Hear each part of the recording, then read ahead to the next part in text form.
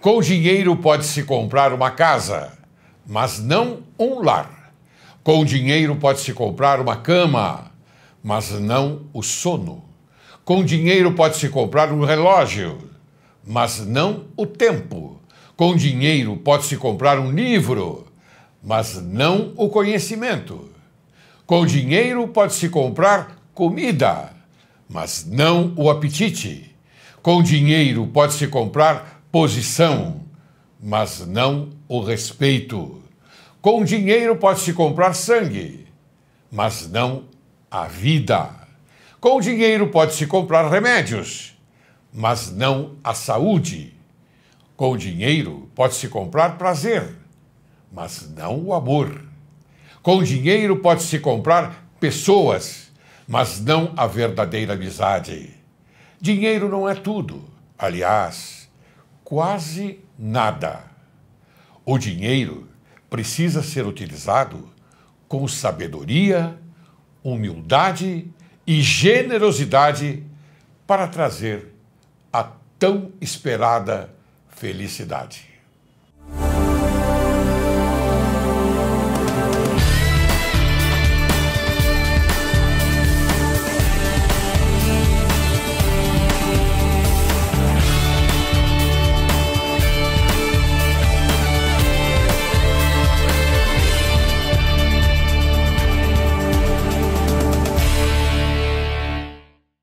Caro telespectador, hoje Direito e Justiça em Foco conversa com o Dr. Luiz Haroldo Gomes de Soutelo.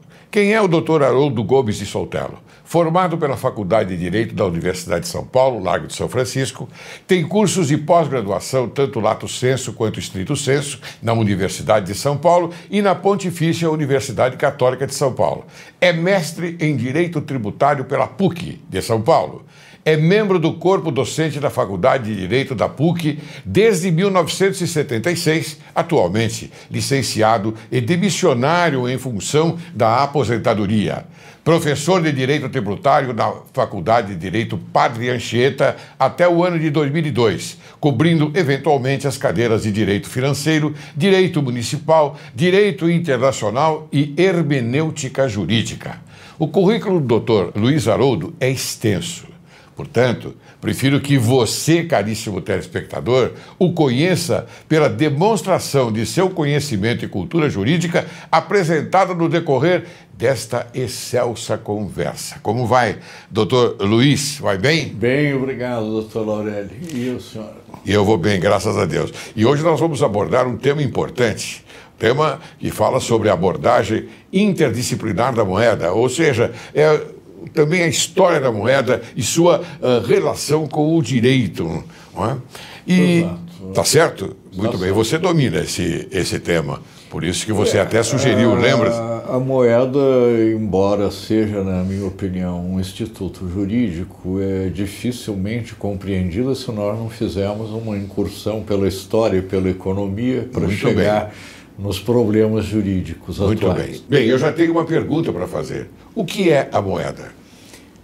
Esta é a pergunta óbvia, considerando o nosso tema, mas, embora seja uma pergunta básica, ela dificilmente pode ser respondida em poucas palavras e diretamente. Eu posso, para não deixar sem resposta, dizer, por exemplo, que há uma definição, uma das raras definições fornecidas por juristas é de um francês chamado Rémy Libschaber, para quem a moeda é um processo dialético entre a unidade de conta e a unidade de pagamento no direito das obrigações. Obviamente ninguém entendeu essa definição sem que nós façamos primeiro uma digressão pelo terreno da história e pelo terreno da economia. Muito bem. E eu gostaria, então, de colocar uma historinha inventada, uma historinha didática a respeito da origem da moeda. Ninguém sabe exatamente como e onde ela surgiu. A opinião geral é de que... Seria uma lenda, por acaso? Não, é uma historinha que eu inventei para uso dos meus alunos, uma ficção. Para ilustrar Ótimo. como é que pode ter acontecido esta prática social. Porque, na verdade, ninguém sabe exatamente como foi. Apesar dos progressos da arqueologia, que conseguiu já desenterrar moedas muito antigas e informações a respeito de moedas ainda mais antigas, chega um ponto em que nós vamos para o terreno das hipóteses. A hipótese mais geralmente aceita é de que a moeda surgiu como uma prática social espontânea em sociedades muito primitivas do tempo das cavernas. Então, a minha historinha do tempo das cavernas, obviamente, foi inventada por mim para uso didático. E é a seguinte, vamos supor que um dos nossos ancestrais do tempo das cavernas descobriu como fabricar arcos e flechas. E um outro troglodita da mesma sociedade descobriu como fabricar canoas. O que fazia arcos e flechas queria uma canoa e propôs uma troca de um certo número dessas ferramentas por uma canoa, mas o outro que fazia canoa não queria arcos e flechas, queria bananas. Então, aquele que fazia arcos e flechas foi obrigado a trocar um certo número dessas ferramentas por uma quantidade de banana e depois trocar as bananas pela canoa. Nesta operação inventada puramente para efeitos didáticos, uma operação comercial, a banana funcionou como moeda, ou seja, como instrumento de troca. Sim. Ao mesmo tempo, esta operação permitiu àquela sociedade, ao menos em tese, avaliar quanto era o valor comparativo de um conjunto de arcos e flechas de uma canoa, usando a banana como unidade de medida.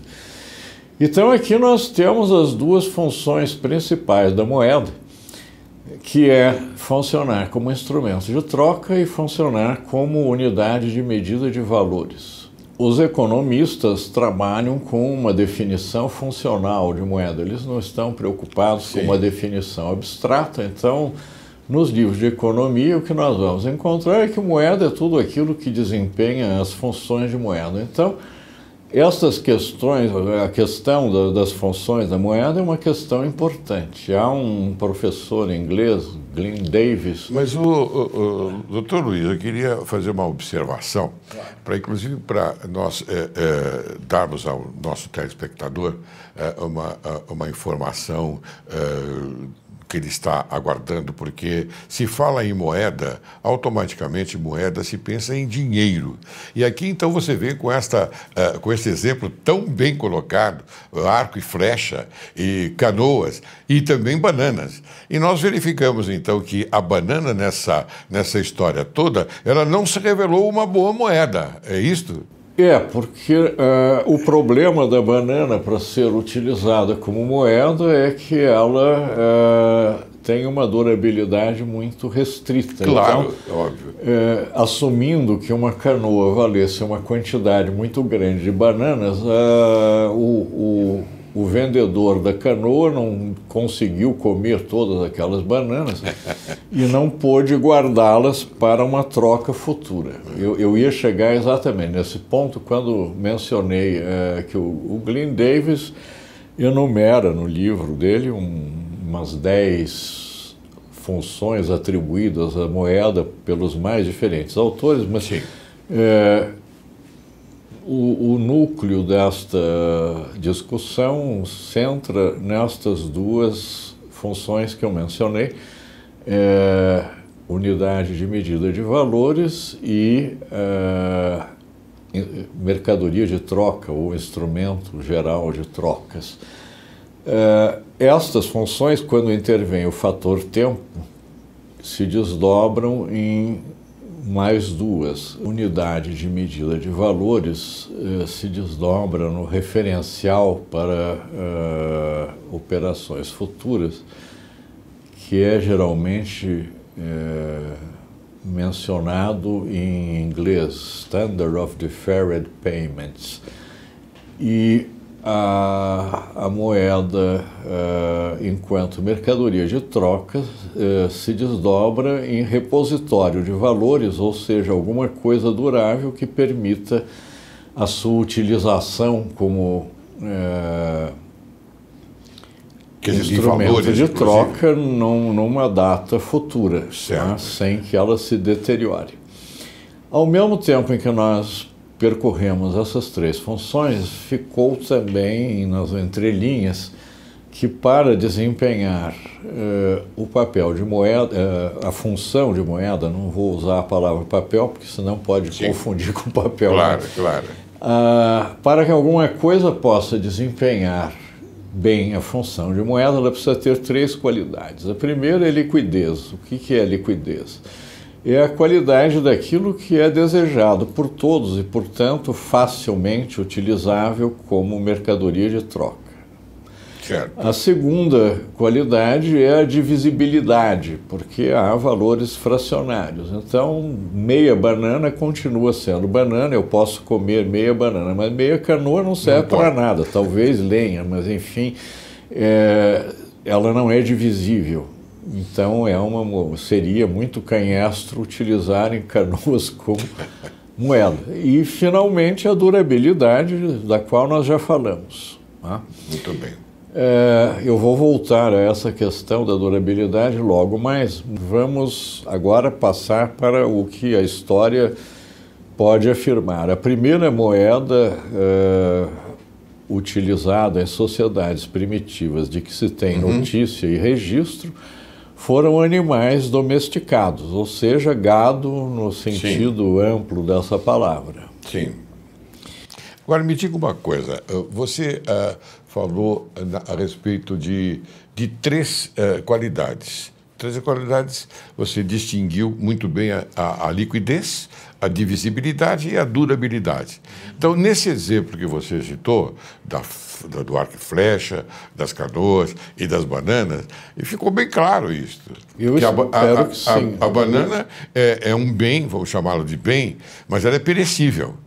Sim. Não é isso? Ela supostamente tinha liquidez naquela sociedade, porque permitiu a troca, era divisível, a liquidez imediata mas seria. Não era durável. Não seria uma liquidez imediata? Liquidez imediata. Exatamente. Mas ela não desempenhava bem a função de repositório de valor para trocas futuras. Claro. Muito bem. Esta é a questão. Mas você falou em gado, né? Sim. Você falou em gado.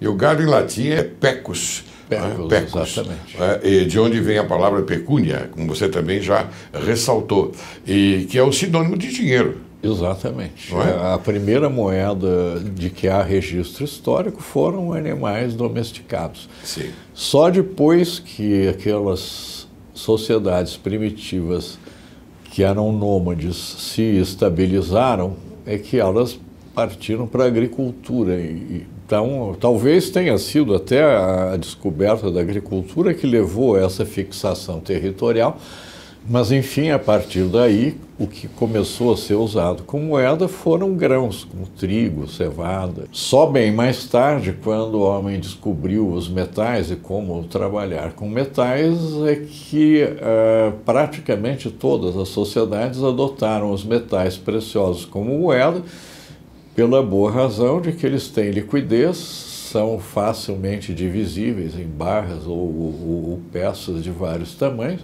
e são muito duráveis, claro, né? Muito mais do que gado ou sementes. Então, generalizou-se este uso da moeda metálica. A respeito disto, nós podemos compreender que era meio complicado negociar com pedaços de metal de vários tamanhos, era preciso balança, enfim, era uma complicação. Então, os governantes da Capadócia, que era uma colônia grega primitiva, adotaram uma prática de fundir pequenas barras de metal com uma estampa atestando qual era o peso e qual era o grau de pureza daquele metal. para facilitar as trocas. Isto já foi uma coisa semelhante à moeda metálica que nós ainda conhecemos, mas ainda não era propriamente. E eu já vou explicar por quê. Este costume surgiu na Capadócia, se a minha memória não falha, 2.250 anos antes de Cristo. Nossa, 2.250 anos de Cristo. Exatamente. Quando se iniciou a edificação das pirâmides, pelo menos de Quéops. Eu não tenho essa informação de cabeça. Exatamente esta data, 2.250 anos antes de Cristo. Veja bem, note, telespectador, o tempo é lá atrás, 2.250 anos antes de Cristo. E este sistema durou muito tempo. Só por volta de 680 antes de Cristo, acho que 683 para ser exato, é que os reis da Lídia adotaram um sistema de cunhar peças redondas de metal e estampar ali um emblema real que era uma cabeça de leão. Não era ainda a cabeça do rei, isso surgiu mais tarde, mas esta cabeça de leão era o emblema do rei. Bom, mas então, é também um rei, né? Porque o leão é o rei da selva. É o rei da selva.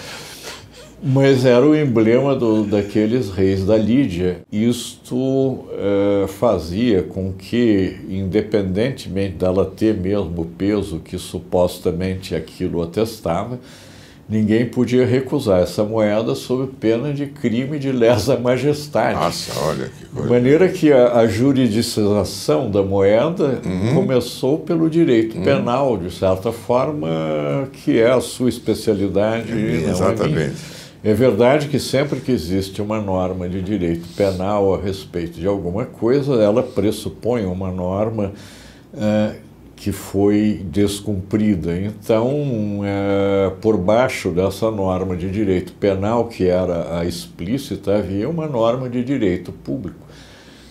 Porque eles estão interligados. Dizendo que ninguém podia recusar claro. Aquilo como uma forma de pagamento das obrigações. Isto foi uma revolução na natureza da moeda, porque de um costume econômico ela passou a ter, então, uma disciplina jurídica. Esta impossibilidade de se recusar essa moeda como pagamento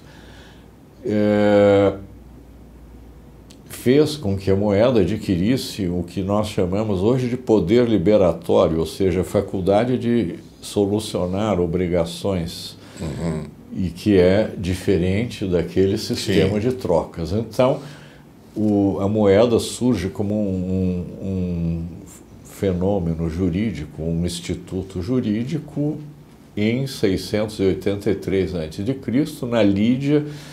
O historiador Heródoto diz que essa invenção teria sido daquele rei Creso, que era muito rico, e ele errou por pouco. Foi o avô, o bisavô dele, um outro rei que se chamava Giges, assim como havia aqui em São Paulo um desembargador, Giges Prado.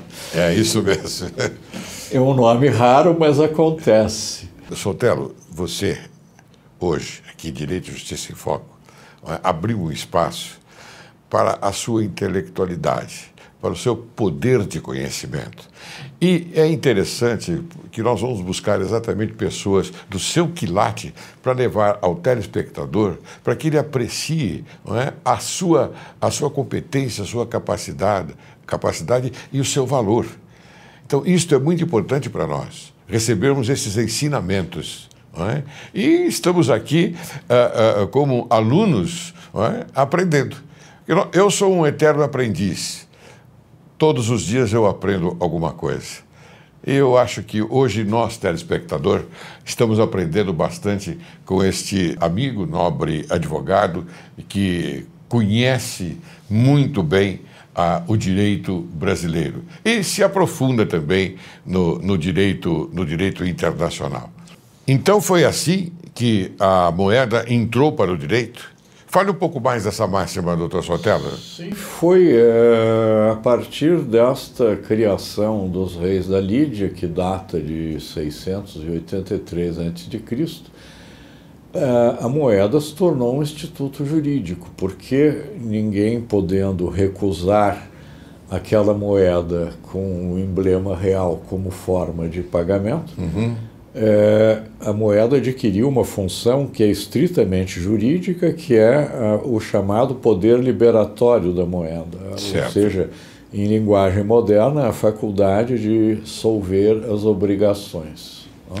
Quaisquer obrigações, ainda que não pecuniárias, elas sempre podem se resolver em perdas e danos, que é um pagamento em moeda. Muito bem, doutor Sotelo, eu agora vou chamar um pequeno intervalo e depois então nós vamos retornar para conversar ainda mais sobre esse importante assunto. Você aguarde que logo, logo retornaremos.